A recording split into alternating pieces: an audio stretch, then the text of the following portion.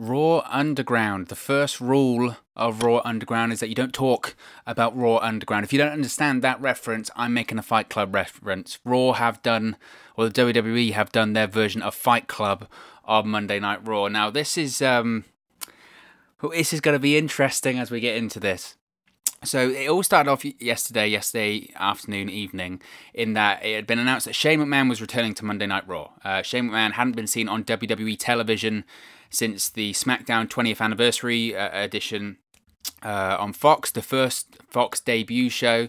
He faced off on that show against Kevin Owens in a ladder match. Loser was, quote, fired from the WWE, and that was Shane McMahon's removal from WWE television because they wanted to go away, the WWE did, from, or move away from having an authority figure on WWE television. They wanted to remove all of that, remove the McMahons from television, and look how long it lasted, 10 months before Shane McMahon is back. Apparently he's fired no more. He is now back on Monday Night Raw as the host, creator, brainchild, whatever, behind Raw Underground. Now, so we heard that Shane McMahon was going to be returning, and then reports started to come out that he was going to be unveiling a concept that had, quote, raised some eyebrows backstage. So it piqued a lot of people's interest, and a lot of people were interested to see, okay, what's Shane McMahon going to be doing in WWE, or specifically on Raw going forward. So throughout the show, we saw this sort of dimly lit room from the outside. You would see they had a couple of shots where they had this guy who was the tall ninja. Remember Akira Tozawa had those ninjas, or he still has those ninjas, but a few weeks ago on Raw he had the giant ninja. He was like over 7 foot tall, he's like 7'4". Basically you had this guy, he was standing outside of a door in a dimly lit part of the WWE Performance Center, and the commentators Tom Phillips, Byron Saxton, Samoa Joe said that Shane McMahon was going to be returning to Raw, and he'd had a unique brainchild, and was going to be unveiling something important or interesting on Raw tonight. So we had this guy guarding this door. At one point you had a guy, this was really confusing, you had a guy come up to this bodyguard with a tray of drinks. I don't know what they were, tray of coffee, tray of soup. The guy just sort of turned, stared at him, and he ran off. I don't know what that was for, but, you know, apparently one of the rules of Raw Underground is that drinks aren't allowed. So, you know, it's very important. Stay hydrated, guys. So eventually we found out that the son of the WWE chairman, Vince McMahon, Shane McMahon, was debuting a brand new concept in WWE called Raw Underground. It seems to be a recurring segment throughout the show, and it incorporates MMA elements into wrestling. It's essentially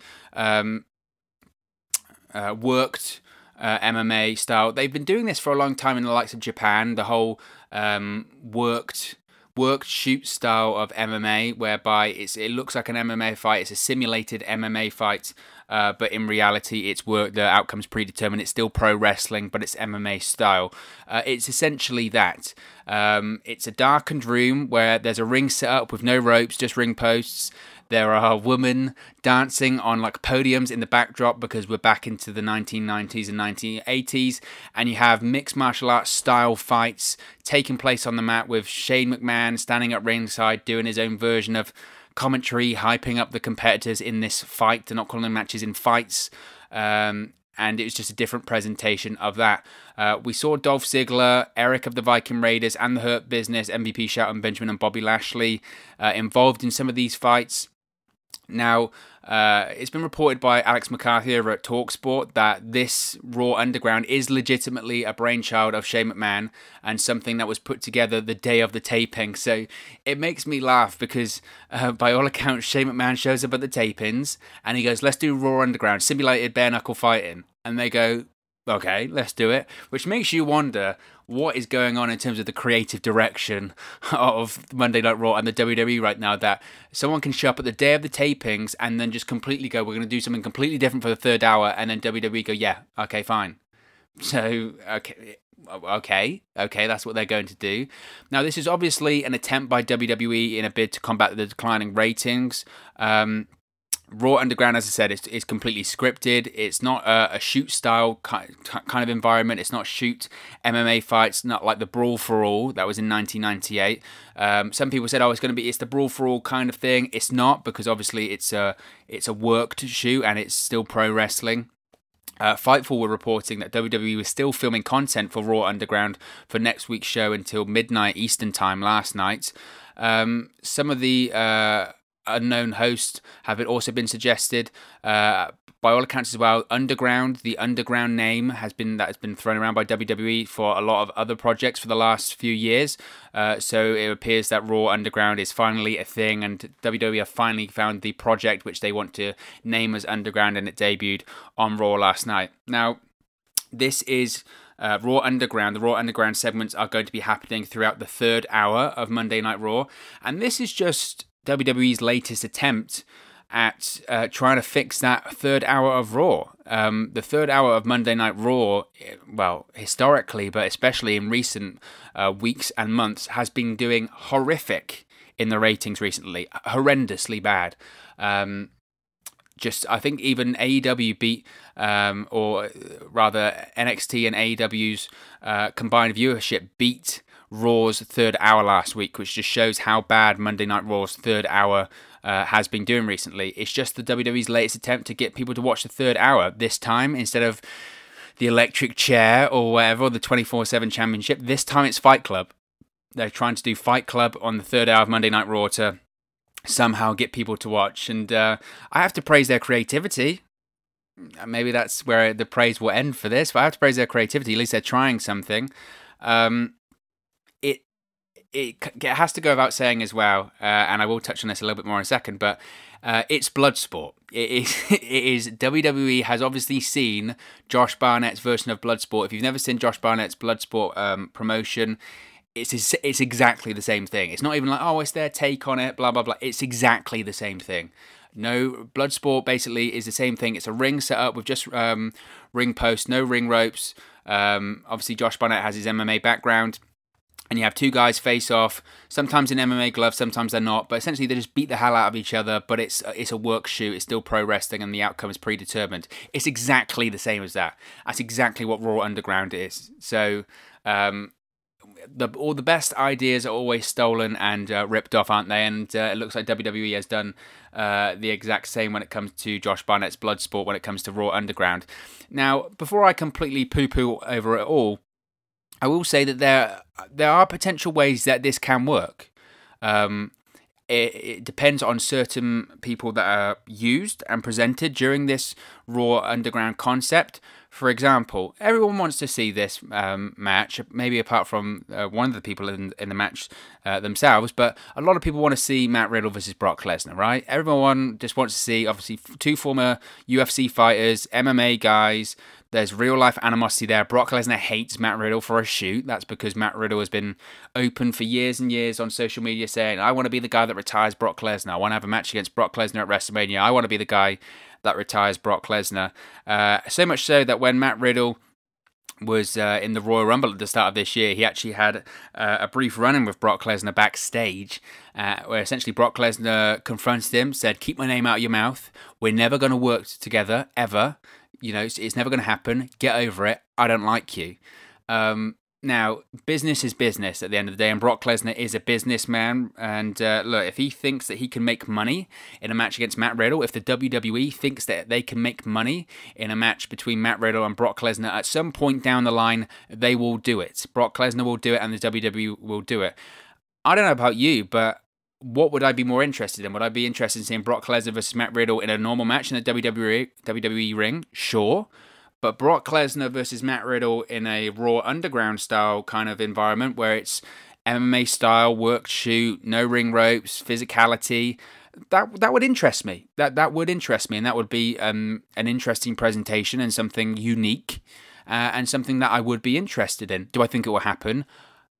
I mean, you can never say never, but not for a long time. I'd be fascinated to see someone like Brock Lesnar presented during Raw Underground. I think that would definitely shoot the segment, give it the segment a shot in the arm, which it would need, because a lot of people, myself included, still aren't sold on it. But that's a unique way that they could utilize that segment. Something interesting as well that I want to comment on as well was the dancing females. They essentially had, you remember the TNA pay-per-views back in the day, the original ones, and you had the women dancing in cages, and I know people say, well, what about the Nitro girls in the 90s? That was the 1990s. They had females dancing on podiums, essentially, or on a platform last night during these Raw Underground segments.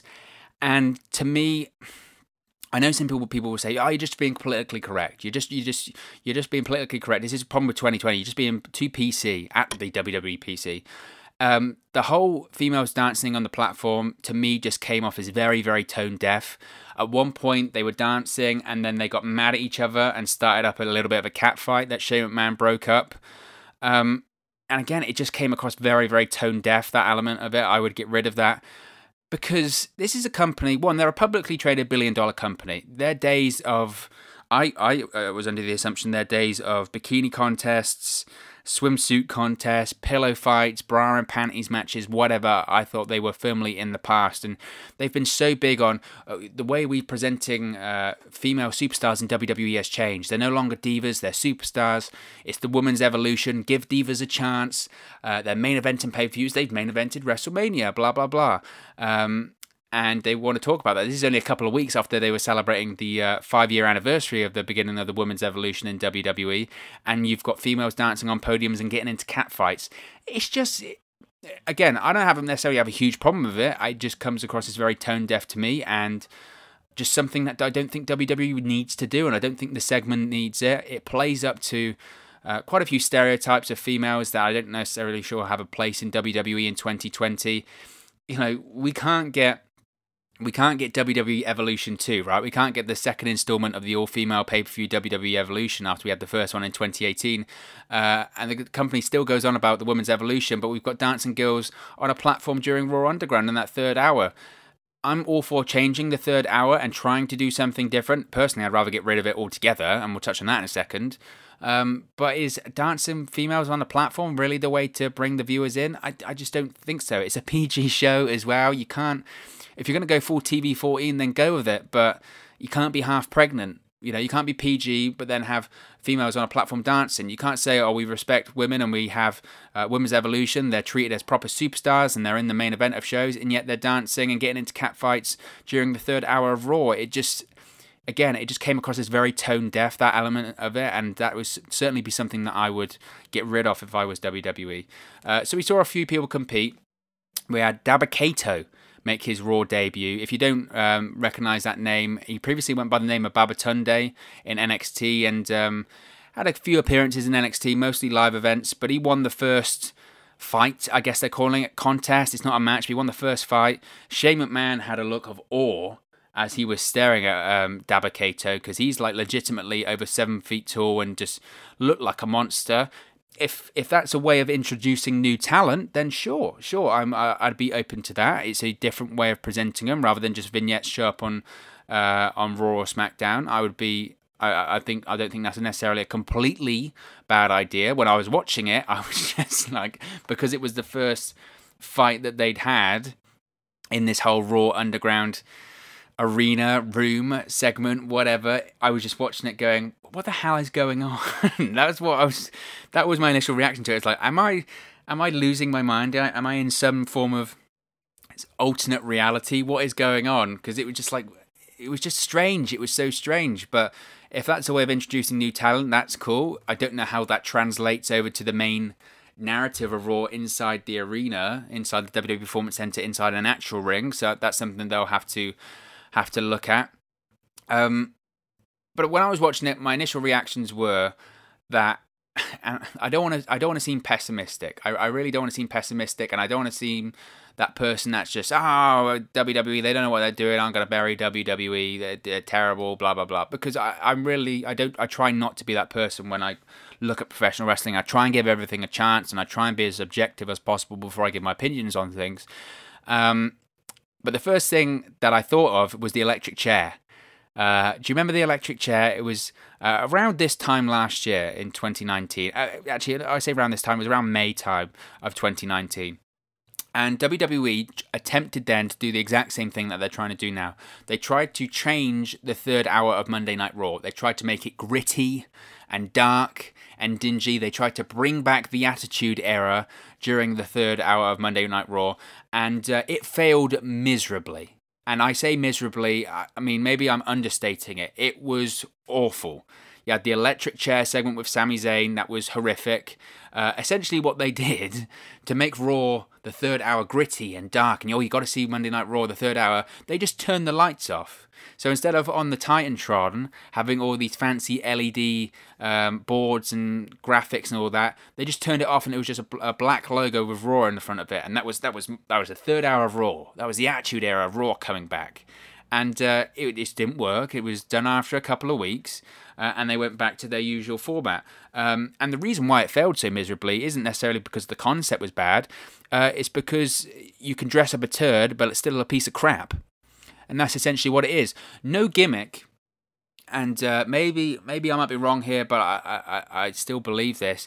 No gimmick will cure this third hour.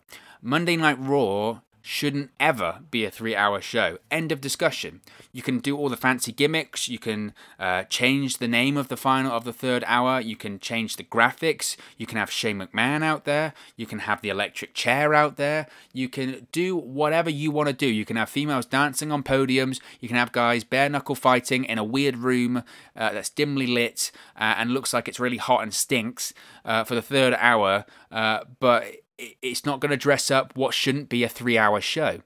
No gimmick will cure this third hour. It's just WWE's latest attempt at finding something to get people watching during that third hour, because by the time the third hour of Raw comes around, people switch off because it's too long. Whatever they've seen, even if they've seen a great show for 2 hours, they don't care. All they care about is, oh, really? Another hour? I've been watching this for 2 hours already.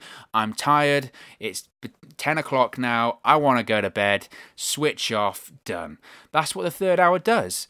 And again, I credit WWE for trying. I completely credit WWE for trying something different, trying something unique, and trying to break the format, because you know, it's called a creative team for a reason, so they've got to do something creative, even though if this was an actual brainchild of Shane McMahon, I credit them for trying something different, and I don't want to completely say, oh, it's not going to be successful, because it's going to be difficult to judge after 1 week.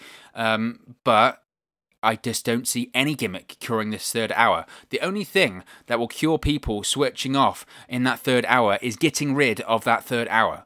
That is it. But that isn't going to happen. That is never going to happen until the USA Network or WWE decides that enough is enough.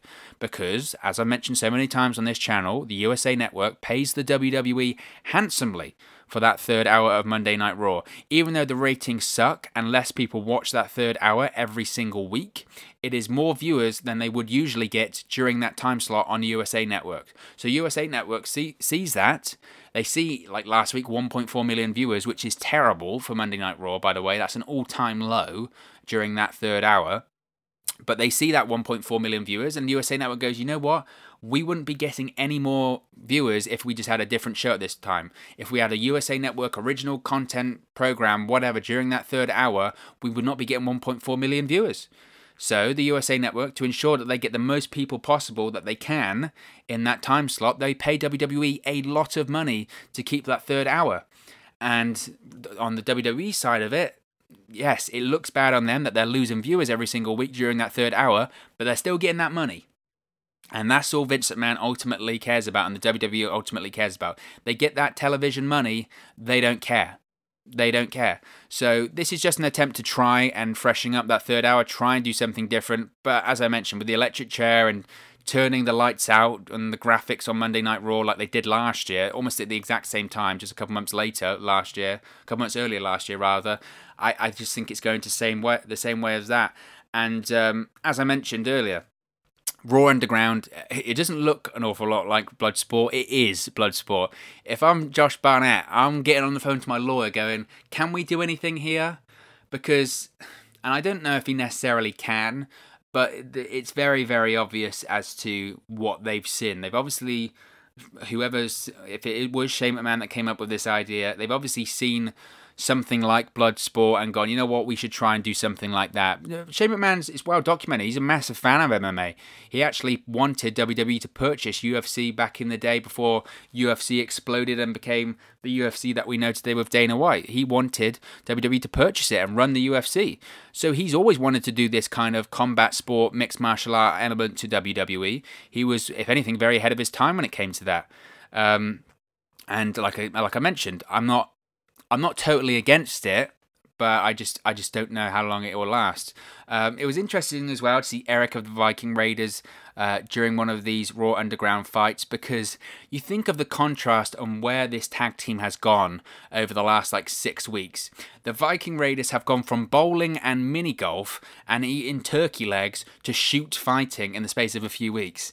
I mean, it says everything that you would already know about WWE's interest in tag team wrestling and tag teams, that they'll just throw them into anything. They will throw them into anything. So I found that quite humorous. I thought Eric looked good in it, and it probably is the most devastating and serious that the Viking Raiders have looked like for a long time.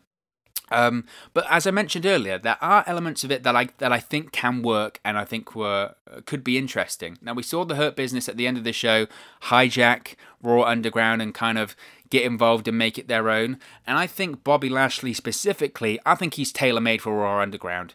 We know his history in MMA. He's competed in the likes of Bellator. He's had several MMA fights. Having Bobby Lashley as a regular figure during these Raw Underground segments, I think would be really interesting. It would certainly make Bobby Lashley look like the dominant kick-ass monster that he should have always been booked as in WWE. You know, forget this Bobby Lashley flexing his glutes, having Leo Rush shout Lashley, Lashley, Lashley 10 million times, wearing Ray-Ban sunglasses and a headband and all of this crap. Book Bobby Lashley how he should be booked, and that is as a monster, as a shoot-fighting monster. Have him on Raw Underground every single week, just kicking the hell out of guys.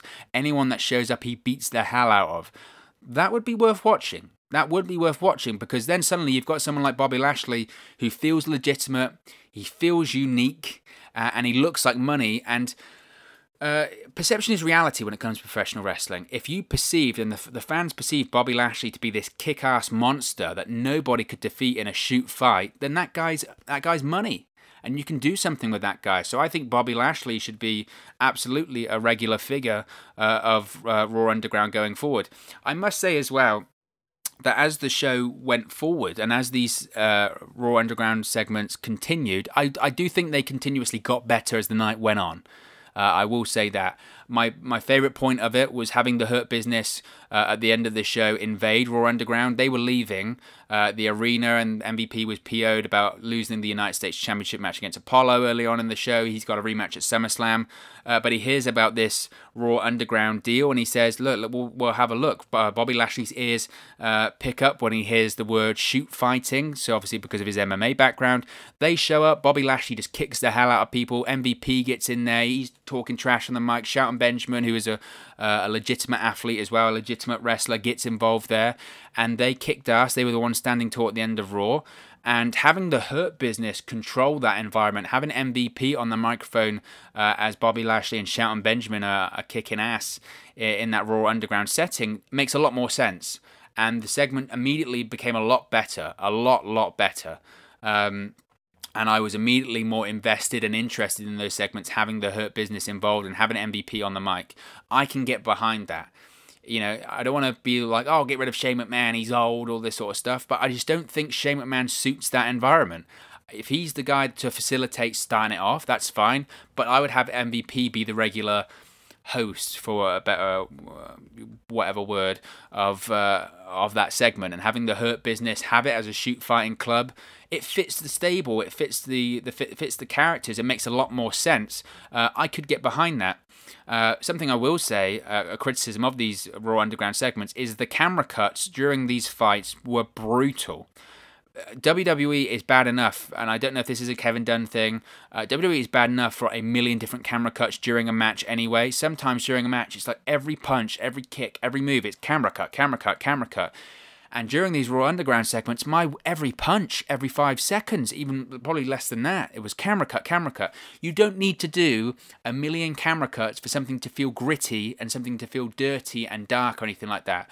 Instead, why don't you go the opposite way? Why don't you have no camera cuts? Why don't you have single camera shot, just zoom in on the guy's face as he's getting punched in the face? Right? That's gritty. You don't need a million camera cuts. I nearly had a seizure about 10 times during it. It was horrendous. My question is, though, ultimately coming out of this Raw Underground segment, I mean, we'll see them for the next few weeks because WWE's filming content for it, is can it last? Does this segment have legs? And I just don't think it does. I don't see in a year's time WWE still doing this. I just don't see it having the legs to do this for a year. I'm not going to completely write it off. As I mentioned, the segments got better as the show went on. I praise WWE for trying to do something for that third hour. I'd rather them just scrap it.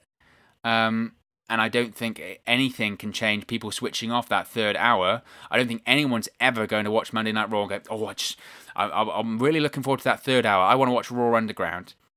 Because also, this wasn't, they mentioned, oh, Raw Underground starts at 10.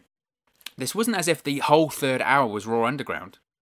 This was just Raw Underground segments spliced into the third hour. I could get behind the Hurt Business running it.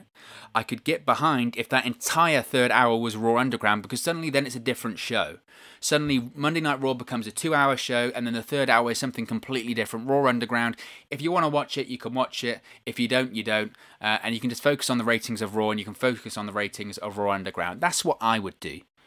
Have just something completely unique for that third hour, and then maybe people will want to watch it. But when you're just splicing it into Monday Night Raw, you still feel like you're watching a 3-hour episode of Raw. Whereas if you have a 2-hour episode of Raw, followed by a 1-hour episode of Raw Underground, that to me makes a little bit more sense. It makes both shows a lot more digestible and a lot more easier to watch. But it's such a strange idea. It's such a strange idea. It's come completely out of left field. As I mentioned, I'll give them credit for being unique. But the son of a billionaire comes back and then rents out a tiny room that's dimly lit and has people fight. It was just odd. It was really odd. But I think it can work. I do think it can work. Depending on the guys that you have featured in it. If you have guys like Matt Riddle, Timothy Thatcher from NXT, Brock Lesnar, Bobby Lashley, Dolph Ziggler as regular guys on this Raw Underground segment, guys that are legitimate, they've got MMA, wrestling, shoot fighting backgrounds, whatever, then I would be open to that. I would be open to having a 2-hour Raw, a 1-hour Raw Underground. The main guys on the Raw Underground are the likes of Lesnar, Riddle, Thatcher, Lashley, Ziggler. That's interesting. And the Hurt Business, of course, that's interesting because that's completely different and that's completely unique. So I won't write it off completely. But I think they need to completely go with it or not go with it. If they change that entire third hour of the show, then that would be something and something to worth considering, discussing. And hey, look, maybe it would be something that people would be willing to wait to watch. You watch the 2-hour Raw and then you go, okay, we're going to see something completely different for this entire third hour. It feels like a completely different show. You've got legitimate guys competing on it. And at that point, it almost doesn't even feel like WWE anymore. It feels like something completely different. So I would be open to that. We'll just have to wait and see what they do next week. As I mentioned, there are a lot that I would change about it. I don't know how long it can truly last, how long it truly has legs for. Again, we'll have to wait and see. I would be very, very surprised, though, that if in 12 months' time we're still watching Raw Underground for that third hour. Of course, I could be wrong, though. We'll have to wait and see. But of course, as always, this is just one man's opinion. What are your thoughts on Raw Underground? Did you enjoy it? Did you not like it? What did you like? What would you change? What do you think they should do with Raw Underground going forward? Let me know your thoughts in the comment section below. I'll be sure to respond and reply to all of your comments. I really enjoy interacting and speaking with you guys in the comments on this channel. If you have enjoyed this video, please do give us a like. It really does help us out on YouTube, go up the rankings, and also get into people's recommendation feeds if they haven't seen the video already. And most importantly, if you haven't already, please do subscribe to WrestleNews 365. You can do that by clicking the bottom right-hand corner of the screen right now, or if you wait a few seconds, there'll be a subscribe button at the end of this video, along with another video for you to watch. You can also follow us on all of our social media platforms. The handles are on the screen right now. The links are in the description box below. It's at 365Wrestle on Twitter and at WrestleNews365 on Facebook and Instagram. Thank you very much for watching, listening, streaming, or however you come across this video today, and I'll speak to you again very, very soon. Hey guys, thank you for watching, listening, streaming, or however you come across this video today. Be sure to click on the video on the right there to watch our next video, or click the bottom there to subscribe, or the bottom right hand corner. Thank you very much, and I'll speak to you again very soon.